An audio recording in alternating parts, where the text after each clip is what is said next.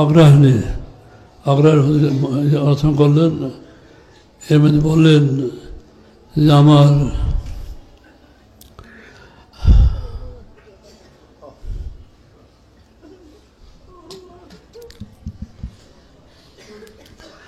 যেখানে আমার যাওয়ার কথা সেখানে আমার যাওয়ার মেজবাই চলে গেল। যাই হোক, কোনো চিন্তা করবেন না।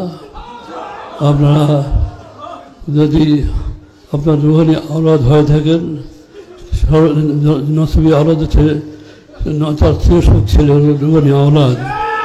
যার সত্যিকার যার রুহানি আওলাদ তা কালকে আমার তার সামনে দেখা হয়ে যাবে। যাই হোক, আপনারা সব দিক খেয়াল রেখে চলবেন।